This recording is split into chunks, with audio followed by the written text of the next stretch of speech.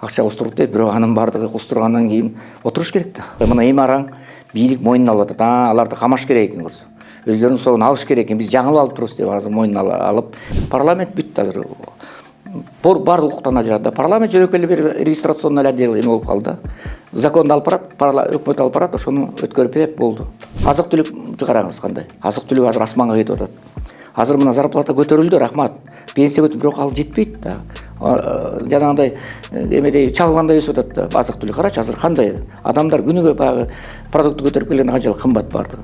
Президент жалпы баарыбыздын, Ак үйдүн дагы отургандардын президенти эмес. Президент жалпы эл тарабынан түндүк түштөгүнөн биринчи жолу Садыр Нурбек ушундай шайланды да. Мен агасы катары, байкеси катары, гражданин катары ал кишини колдогом. Мына мен Текебаев досумду колдогон жокмун. Адаханды колдогон жокмун. Мен ошол кишини колдодум. Азыр да колдойм.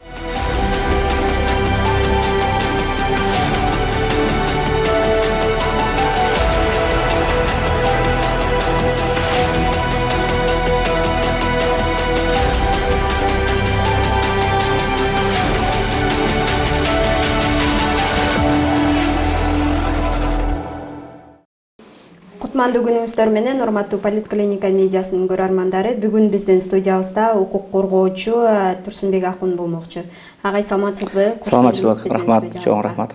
Агай, ушул президент Садыр Жапаровдун иштеп жатканына быйыл жакында эле 4 жыл болду. Бул жылдар аралыгында Садыр Жапаров кандай иштерди алып барып, анан кандай иштерди жасады, нелерге эми кайсы иштери жасала элек, мисалы ошолорго кеңири токтолуп кетсеңиз. Ооба, эми мен көп жерде айтып атам, көп жакшы иштер да жасалды.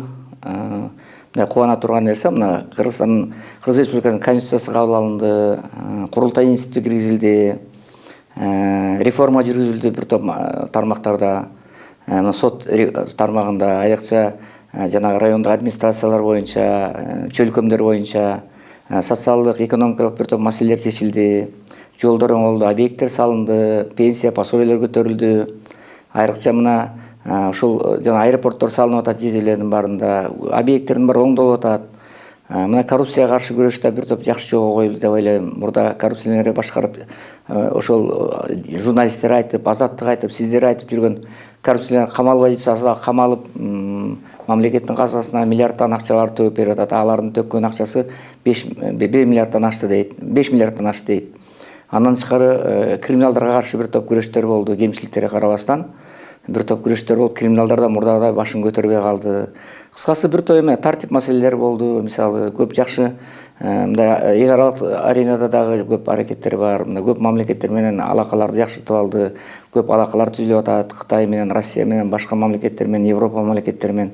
Кыскасы бир топ эле жакшы иштер, чечкиндүү иштерди бар. Айрыкча эмеси мына Өзбекстан менен чек ара маселеси чечилди. Мына Тажикстан менен чек ара маселеси чечилген да. Мына ушундай бир 4 жылдын ичинде бир топ мындай алыктуу иштер жасалды десек болот да. Анан ошо менен бирге эле баягы баардык медалдын 2 бети болот дегендей эле. Экинчи бети ушул кемчиликтер тилекке каршы аз болгон жок. Чындап айтканда ошо жетишкен эмелерге караганда кемчиликтер кичине көбүрөөк болду деп айтсам болот. Анткени мына өзүңөр билесиңер, Кыргызстан Борбордук Азия мамлекеттеринин ичиндеги ошо демократиянын аралчасы деген атка койгонбуз. Бизде граждандык коом аябай күчтүү, демократиялык жолду басып өткөнбүз, укуктук коом курганбыз, демократиялык коом түптөлгөн. Бизде массалык маалымат каражаттары эркин болгон, өкмөттүк эмес уюмдар пикирлерин эркин уюштурган, айтып турган, мындай бир тынч жыйындар башкалар дайыма болуп турчу. Мына 3 жолу Кыргызстанда революция болду, ошон үчүн мындай толкундоолор болду. Ошон үчүн Кыргыз мамлекети өтө күчтүү мамлекет болгон да бул жагынан. Анан эми ушулга карабастан, мына өзүңөр билесиңер, 22 жылдан октябрь айынан баштап массалык камоолор башталды да. Мына ушул Кемпир-Абад окуялары боюнча аларды камап, кармап, иш козгоп, соттоп, 1,5 жыл, кээ бири 2 жылдан ашуун отурду, кээ бири 1 жылдан ашуун түрмөгө отуруп 27 адам ушундай катуу жабыркашты. Акыры мына бул дагы аябай, бул боюнча биз чогулуштарды өткөрдүк, башкаларды коомдук жыйналыштарды өткөрүп, туура эмес экендигин айттык президентке, премьерге, башкасына, ГКМБга, сотко. Бирок ошого карабастан алар соттоп жиберебиз деген, бирок соттор Марат Сыдыковдун чечими, бул баардык соттордун ролун көтөрдү, аброюн көтөрдү, туура чечим кабыл алды, кыска сакталды да. Анан мына 11 журналист, өзүңүзгө белгилүү, силердин коллегалар 11 журналистти дагы камап, үйлөрүнө барып, тынчтыгын бузуп, камап, кармап, иш козгоп, анан аларды мына алардын экөө 5 жылдан 6 жылдан соттолду. экөө болсо дагы апробация менен соттолду, башкалар акталды.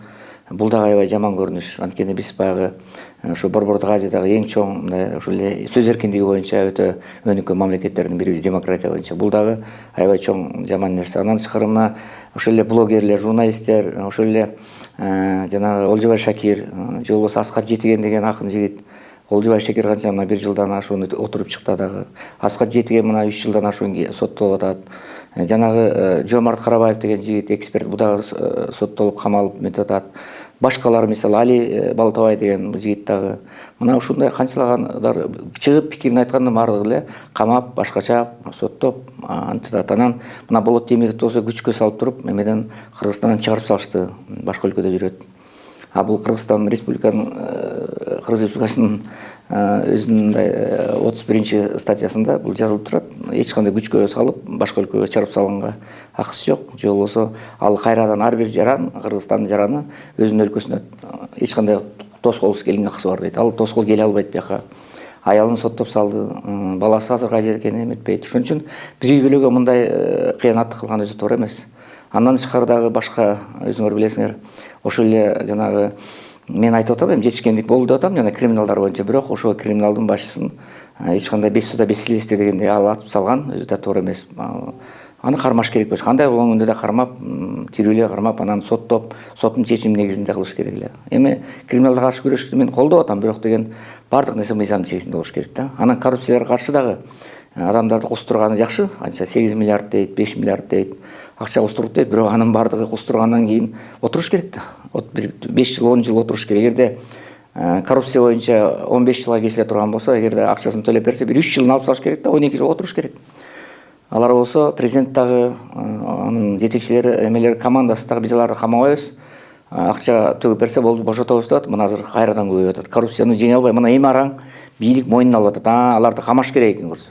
Өзлөрүнүн согун алыш керек экен. Биз жаңылып алып турубуз деп азыр мойнуна алып, эми камайбыз деп жаңы мыйзам иштеп чыгып, парламентке киргизип атат. Аны биз биринчи күндөн айтканбыз, туура эмес деп. Андан тышкары ошол эле криминалдарга дагы мисалы любой нерсени мындай күрөшкөндө мындай ыгы менен күрөшүш керек. Анан мына бизнес структураларынан азыр канчалаган бизнес структураларында араларында бар, жегендер бар, ичип кеткендер бар, элдердин тамын салып берген акчасын чогултуп качып кеткендер бар. Элдерди сыздатып аткандар бар. Жок эмес. Бирок бардыгы андай эмес да. Ишкерлердин бардыгы эле андай эмес да. Мына алардын баарын эле камап азыр мына Элдик Хаус немесин камады, жана Файзиев деген жигитти, Тимурду. Ал аны жана эмеге байланыштырып, тиги Матраимге байланыштырып, андан тышкары тиги жанагы жигит Ташев жигит деген жигитти улам камалып атат, өзүнө кол салып атат, ал жигитти камап атат. Андан тышкары мына кимден тиги жана уйгур жигит Мадинанын ээси. Ал мисалы камал Турсунтаев мырза да камалып азыр эмеде жүрөм дейт, Дубайда жүрөм үй бүлө менен дейт, ичинде көздөн далда болуп турайынчы дейт. Аны болсо башка бир уйгурга өткөрүп берип койду. Мамлекетке алыш керек анда. Өткөрүп берип койду. Ошол эле Раматылык Байкушту, Турсунбеков, Чыныбайдын балдарын эки жака сүйрөп атат, тияка бияка кээ бир эмелерин тартып алып. Ошон үчүн бизде жеке менчик ыйык да, ыйык. Анан мына ошол эле Султан Урманаев деген байкебиз бар, Бишкек, балыкчыда эт комбинатын бар эметип алган. Ошо ал анысын тартып алып өзүн камап салды, тартып алып атат. Анан ал деген мисалы эл аралык акчаны утуп алган алардын бар. Эгерде бул нерселер эмнеден кабар берет? Булардын баарды биз баягы укуктук мамлекеттен четтеп атабыз да. Укукту четтеп, мыйзамы жок эле баягы команда кандай түшсө ошондой кылып эле биз баягы мамлекетке өткөрүп атабыз. Алардын мүлкүн деген мамлекеттик казынага төгүп атабыз, биз мамлекетке кайтарып атабыз деген шылтоо менен ушундай ишке барып атат. Бирок өткөрүп аткандары бар, жакшы. Анткени кээ бир ишкерлер, кээ бир баягы бизнесмендер убагында баягы Акаевдин убагында, Бакиевдин убагында кызмат абалынан пайдаланып, дала жерлердин баардыгын, эменин баарын, имараттардын баарын басып алган бар. Ал алсын туура. Бирок бардыгы эле андай эмес да. Алардын арасында честный эмгек менен кылгандар да бар да. Баарын эле бир кылып эле тартып ала берсе, анда биз укуктук мамлекет боло албайбыз да. Анда бизде бизнес кантип, ишкердик кантип өнүгөт? Ушул күрөштөрдүн баары, коррупцияга каршы күрөштөрдүн баары тилекке каршы тандалма мүнөздө болуп атат, тандалма. Мисалы ошол эле эми айтып эле коеюн, мисалы Эмил Узакбаев деген мурда губернатор бар, Нарын шаарында губернатор болгон, Нарын облусунда. Мурда дагы министр болгон киши, могу айыл көмөктү приватташтырган. Мына ошол кишинин айыл көмөк боюнча туура эмес приватташтырып алган боюнча дагы арыз келип түшүп атат мисалы бизге. Андан тышкары Нарын облусунда туура эмес иштери боюнча аябаганда келип түшүп атат. Нарын облусунда далая картошкаларды алып кетиптир, дагы топосторду жүктөп кетиптир. Канча 1-2 адам өлүп кетиптир мисалы ошону кайгыргандыктан. Бирөөлөр болсо дагы өзүнүн жанына өз эмеге чейин барыптыр. Ушуга чейин арыз келип атат мына. Адамдар арыз келип өзүнө чыгып айтып атат, мен дагы чыктым. Мына байке адамдардын эмеси бар, болсо бар, жооп берип коюңуз деп. ГКМБга жазышты алар. Аларды жоопко тарткан жок, татынакай эле жүрөт. Ошон үчүн мындай тандалма күрөш болсо, эгер өзүлөрүнө жакын болсо, тууган болсо, башка болсо, же алыш бериш болсо, анда аларга тийбейт. Анан сындагандар болсо, башка болсо, аларды баса калып камайт. Эмне деген биз укуктук мамиледе жашайбызбы? Бул мындай болгон болбойт да. Баарына бирдей мамиле кылыш керек. Эгер ичкен, жеген болсо, адамдардын укугун тебелесе башка кылсын. Бирок анда баарына бирдей кылсын. Мына азыр парламентти эмне кылып салды мына. Парламенттин бардыгын жал куйругун кырккан аттай кылып койду. Эч кандай укугу жок. Мына 13 депутатты камады. Эмеден чыгарды, тиги мандатын алып койду. Канча депутатты камады, канчасы качып кутулду. Парламент ишмердүүлүгү боюнча эмнени айта аласыз парламенттин? Эми айтып атпайбы? Парламент ишмердүүлүгү эми начар болду. Аябай эң начар парламент болду. Эң аброю кеткен парламентти алып келип койду. Бул жерде парламент эмес, төрагасы же депутаттар күнөөлүү эмес, азыркы аткаруу бийлиги күнөөлүү болуп атат. Аткаруу бийлиги анткени өзүнүн бүт жана управдыламдын баардыгын бир эмеге бириктирип салды, управдылам карайт. Парламенттин бүт бар кагаздарын бар, акчасы, айлыгын баардыгын ак үй төлөп берет да. Бүт бардык жагынан көз каранды кылып койду. Андан тышкары канчалаган мына депутаттар камалды, 13 депутат. Бирден болсо эле чыгып өкмөт мүчөлөрү барат, коркутат, же болбосо элдин көзүн чеметет, жаман сөздөрдү айтат. Алар менен кармашкан кээ бир өкмөттүн мүчөлөрүн парламент чечим чыгарып кызматтан кетсин десе да сактап калып кетирбей атат алардын баарын. Илгери болсо парламент тескерисинче кылса, азыр болсо өкмөт үстөмдүк кылып атат да, бийлик үстөмдүк кылып атат. Ошон үчүн бул өзү начар да, начар көрүнүш да. Эмне себеп болуп атат мындай көрүнүштөргө? Аябай сонун суроо бердиңиз да. Мен ушуга бир так жооп берип коеюн, ар ким эле айта бербейт. Мисалы, Садыр Нуркожоевич дагы, башкалар дагы адегенде бийликке келгенде мына 20-21 жыл мындай болгон эмес да, мындай болгон эмес. Алар деле кыйналды, кысталды, ата-энеси каза болду, баласы каза болду, өзү камалды, сабалды, башкалары деле кыскасы ушинтип анан биз менен НПОлор менен да жакшы иштешип аткан, журналисттер менен жакшы иштешип аткан бир себеп мындай болду. Биз дагы өзүбүздөн дагы азыркы камалгандардын арасында да бар, журналисттердин арасында да бар да НПОлоруна кетип калды да. Мисалы 22-жылы октябрь айында ушу ак үйдө жыйналыш болду, Кемпир-Абад окуусуна байланышкан. Ошондо баардык НПОнун өкүлдөрүн, оппозициянын баарын чакырып, Кемпир-Абад туура эмес кетип атат деп атасыңар. Давайте сүйлөшөлү, орой көз чара отуралы. Бүт деп ошол Кемпир-Абад окуусуна эмеге региондогу адамдардын баарын чакырып, айыл өкмөттөрдүн баарын чакырып, оппозициянын баарын чакырып, Бекназаровду, Исмаил Саковду баарын чакырышып, Мамбет Жунус Абыловдун баарын чакырып, ошо Рита Карасартова, Клара Ажыбекова эмеге Кларанын баарын чакырып, анан ушул чоң жыйналыш өткөрдү да. Анан ошондо талкуулайлы, силер аргументиңерди айткыла, башка аргумент айткыла деди. Тилекке каршы 2-3 баягы картаны жакшы билген, жакшы пикирлерин айткан 2-3 оппозициянын өкүлдөрү келбей коюшту, түрдүү шылтоолорду айтып. Келиш керек эле, алар келбей койду. Туура эмес деп эсептейм да. Келбей коюшту. Анан кээ бирөө келгендер болсо ушул жерде бир өзүн бир жаман алып отуруп, мылжыңдап, чайын алып, жаман сөздөр менен президентке келекелеп, маскаралап, отуруп алып элдин көзүнчө отурган НПОнун өкүлдөрү болду. Анан айтты, жөн отургула, силер менен сүйлөшкөнбүз, жок анткен жок да тилекке каршы. Бирок анан сөз 6 саатка, 5 саатка созулду. Мен да катыштым, мен да сындадым президент кээ бир бийликтин туура эмес кылгандарын, жакшы жагын айттым. Бирок анан акыры ошо 3 күндөн кийин, ошо 19-сунда болчу октябрда, 3 күндөн 23-үндө мына 4 күндөн кийин камалды да. Ошондон башталды. Ошон үчүн бир эле жактуу бийликти эметпеш керек мен. Мен бийликти жактайын деген алысмын, бирок бийликте туура чын. Ошон үчүн алар дагы тажатууду көрсө тажат окшойт да. Анан акыры жанагынтип бийликти маскаралаган НПОнун өкүлү ошол ак үйдө, ошол мен айтып атпаймынбы? Кийин кечирим сурады, соттолгондон кийин баягы камалып антип биткенден кийин кечирим сурадым, фамилиясын айтпай эле коеюн. Кечирим мен туура эмес кылыптырмын деп. Бирок ал ага чейин эле антпай койсо болот беле? Татынакай сүйлөшкөндөн кийин татынакай равноправно сүйлөшүп, аброюна шек келтирбей, президент отурса, өкмөт мүчөлөрү отурса, ушундай кылса болот беле? Болот болчу. Ошон үчүн мен эми азыр пайгамбар жашынан өткөн адаммын. Мен турмушту көрдүм, кыйынчылыкты көрдүм. Медалдын 2 бети болот да. Жакшы жагы да болот, жаман жагы да болот. Бирок бул бийлик азыр айлык. Ошол хорошо, ошентип койду эле. Булар бизди минтип атат деп өч алып, бийлик да кечиримдүү болуш керек, бийлик да айкөл болуш керек. Канча кемчилик кетирсе дагы, туура эмес статьяны жазса дагы, караласа дагы Болот Темировду кол бутуң эметип туруп аэропортко алып салып кетирбеш керек. Мына азыр Болот эмне кылып атат эми? Бүт булардын айберин төгүп атат, ачыгын айтканда. Эрегиштен эр өлөт дейт. Мына азыр тиги Саралаева деген кызыбыз барып алып тияктан жазып атат, Грузиядан качып кеттим мен дейт. Анан мунун баардыгы бир жакшы калып келбейт да. Укук коргоочу Айзиза Абдрасулова ушул жеке коопсуздугуна коркунуч келип жатканын айтып, ушу өлкөдөн чыгып кеткени белгилүү болбодубу? Бул боюнча президент дагы өзүнүн пикирин билдирди. Анан сиз бул боюнча кандай комментарий бересиз? Негизи эле ушул учурда укук коргоочуларга ушундай коркунуч барбы? Эми өзүңүз билесиз да, менин кайрылуумда чыкты да, окусаңыз керек, Айзиза Абдрасулова чыккандан кийин мен ал киши менен байланыштым. Байланышсам, Турсунбай Акунович, сиз эми мени ушундай аңдып атат, коркутуп атат, мен жеке коопсуздугума коркунуч келгендиктен мен өлкөдөн чыгып кеттим деди. Ал киши калп айтпайт да, мен ишенем, өмүр бою чогуу жүрөбүз.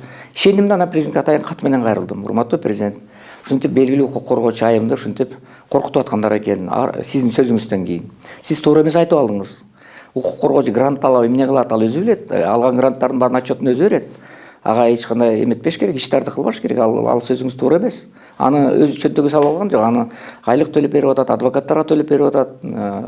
Жанагы жабыркагандардан, жанагы пыткадан жабыркагандарга берип атат. Ошол ал грант деген грант да. Деп ал кишиге да пикиримди, сын пикиримди айттым. Анан эми ал кишиге келип калса, кайтап келсе, коопсуздугуна шек келбейби, тийбейсиңерби, камабайсыңарбы деп кайрылдым мен, өзүңүз билесиз да. Анан президент кабар агенттигинде 23-үндө ушул айда жооп берди, 23-үндө январда. Жок, Турсунбай Акунович эч кандай бир тал чечпейт, биз аны укуган жокпуз, аңдаган жокпуз. Анын баары силердин оюңар деп, силер мени да кошуп кетти.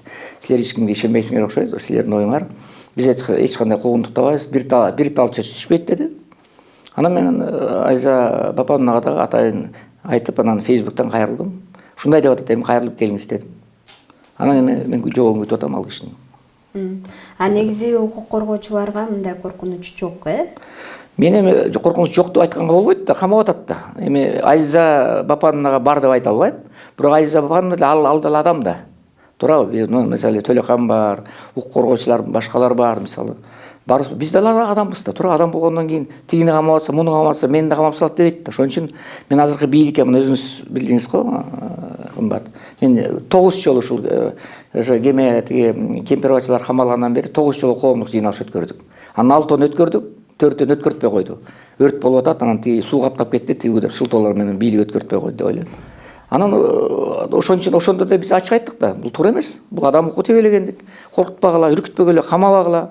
Баса калып эле, анан жанагы Фейсбуктан сүйлөсө баса калып камап атсаңар эмне болот деп айттык. Бирок эми ошо сүйлөгөндөр да, мына ошо Сооронбай Шариповичтин тушунда дагы мен окуп аттым да баягы сот желелерди.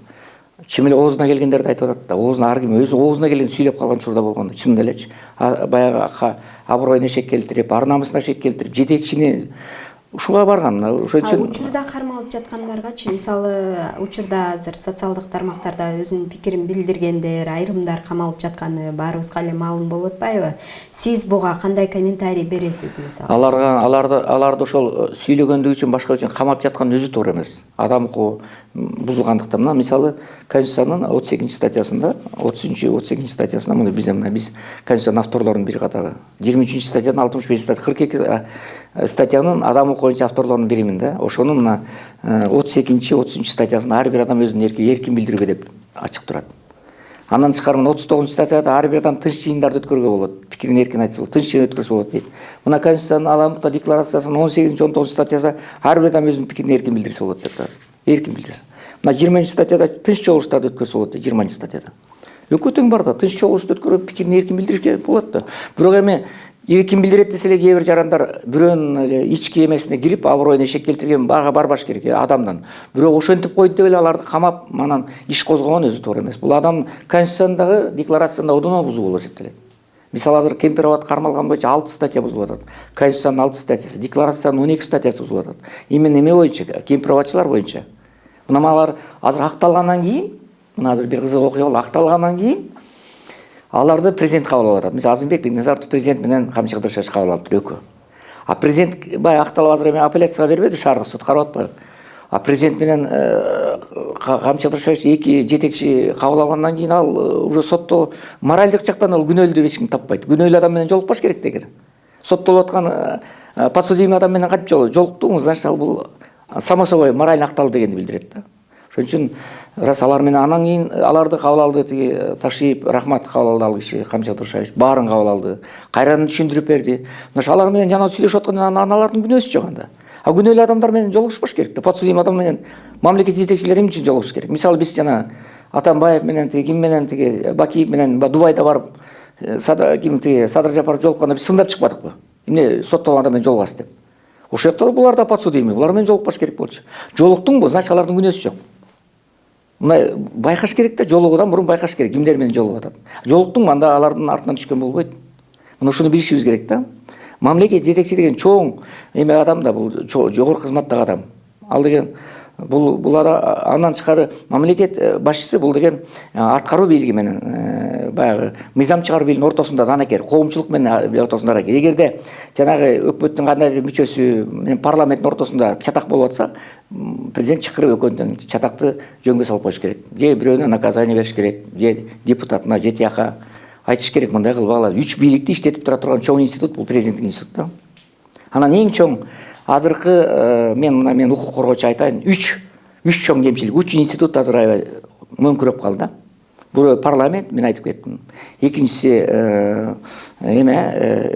омбудсмен институту, үчүнчүсү курултай. Мына азыр омбудсмен жок азыр.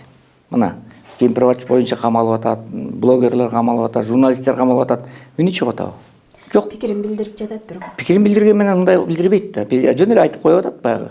Кыздарды ала качып кетсе, бир экөөнү ала качып кетсе, жана балдарды зордук кылса, антимисе айтып атат. Мен көрүп атам аны, укук коргоочу. Бирок тең пикет кылып, митинг кылып, пресс-конференция берип айтып, президентке туура эмес кылса, президентке айтып, премьерге айтып, эме тиги өкмөттүк жогорку сотко бүт барды айтыш керек да. Анткени жок да. Парламентте айттым мен. Парламент бүт азыр. Бар укуктан ажырады да. Парламент жөнөкөй эле бир регистрационный отдел эме болуп калды. Законду алып барат, өкмөт алып барат, ошону өткөрүп берет, болду. Анан үчүнчү курултай. Мына биз өзүңүз билесиз, канча курултайларды өткөрдүк, Курултай өткөрдүк, алардын баарын митинг кылдык, курултайларды өткөрдүк, 500 киши, 600 киши. Курултайдын аркасы менен мына ушулар да ушул бийликте курултайдын аркасы менен келди. Пикеттин аркасы менен бийликке келишти. Анан ошо курултайды биз эмне үчүн түздүк эле? Курултайды түзгөндө биз деген ушу курултай институту дайыма президенттен, парламенттен, өкмөттөн отчет алып, анага баа бере турган организация кылып алды дегенбиз да. Отчет. Биз болсо мына конституциянын авторлорго айтайын, мына 7-чи статьяны. 7-чи статьяда булар только эметип койду. Курултай бул эмелүү орган гана деп койду мына. Элди курда бул коомдук өкүлчүлүктү жыйын кылып койду.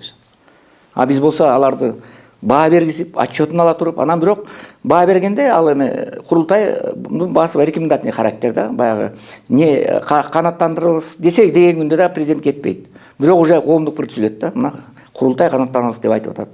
Курултай эмени парламенттин ишин канаттандырылып болгон жок деп айтып атат деген нөс.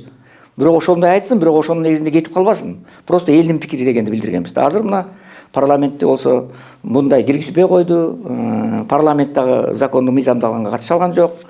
Президент тарабынан бекитилген оргкомитет эчтеке иштей алган жок. Мыйзамды татынакай алып бара алган жок. Парламент өткөргөн жок. Акыры курултай институтун азыр бир 700 кишини алып келет, бүт жолдорун төлөп берет, сонун гостиницага жаткырат, тамак ашын берет. Келет дагы бийликти мактайт, бүттү кайра тарап. Анан бул республикалык деңгээлдеги чарбалык жыйын болуп калды да. Только ана баягы мончону, мектепти, жолду гана карай турган. Курултай деген кыргыз эли кайда барат, улут кайда барат, ким менен болобуз, кыргыздын келечеги кандай болот, дүйнөдө алай-дүлөй болуп атканда кыргыз мамлекети кандай өнүгөт, кайсы жолду тандап алабыз, кайсы формацияны тандап алабыз, капиталисттикпи, социалистпи, демократиялык жолбу, улуттун маселеси кандай болот, кыргыздын тили кандай болот. Мына ушул маселелерди караш керек эле курултай. Курултай жөнөкөй эле хозяйственный жыйын болуп калды азырчы. Полностью өзүнө мына ушу 3 институтту талкалап салышты да, ачыгын айтканда. Жакшы. Бул маселенин баарын ушу жогоруда айтпадыкпы, адам укугу, камоолор боюнча сөз кылбадыкпы? Бул маселенин баары келип ушу эркиндик маселесине токтолуп атпайбы? Негизи эле учурда Кыргызстанда сөз эркиндигинин абалы кандай? Мына сөз эркиндигинин абалы боюнча мына атайын мен 3 жылга уже 22-чи, 23-чү, 24-чү жылдын Кыргызстанда адам укугунун абалы боюнча атайын отчет кылдым. Анын эми биринчи бөлүгү чыкты, экинчи бөлүгү мына февраль айында чыгат. Кыргызстанда адам укугу боюнча абал өтө начарлап кетти.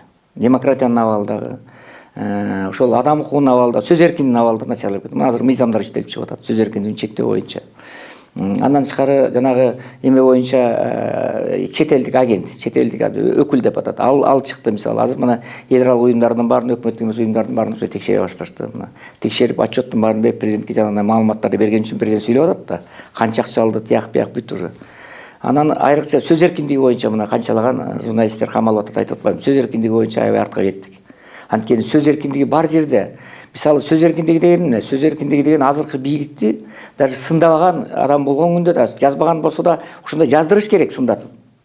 Демократия деген эмне? Демократия оппозиция, күчтүү бийлик оппозиция болбосо да оппозицияны жаратыш керек. Оппозиция сындап туруш керек. Кай жерде сындап турса, кай жерде жазып турса, кай жерде айтып турса, муздак сууга салып турса, ана ошондо бийлик иштеп турат да. Ошондо альтернатива болот. Карама каршылык болот. Ошондо иш жүрөт. А качан карама каршылык болбогон жерде эч качан иш жүрбөйт. Анда бири-бирин азыр бийлик бири-бирин мактайт, келип ким кошомат кылса, азыркы деле ушундай. Ким көбүрөөк кошомат кылып биринчи маалымат берсе, ошолордуку туура болуп атат да. Мына бүгүн азыр тиги Топчикемде эметкен жыйында айттым мен, Эдил Байсалов келген экен. Кичине сындап койсом айтат, жок дейт. Силер сындабагыла дейт. Силер азыр коомчулуктун пикири менен биз эсептешпейбиз дейт. Коомчулуктун биздин пикиринин кереги жок дейт. Президенттин азыр рейтинги 91-96% жетип калды дейт.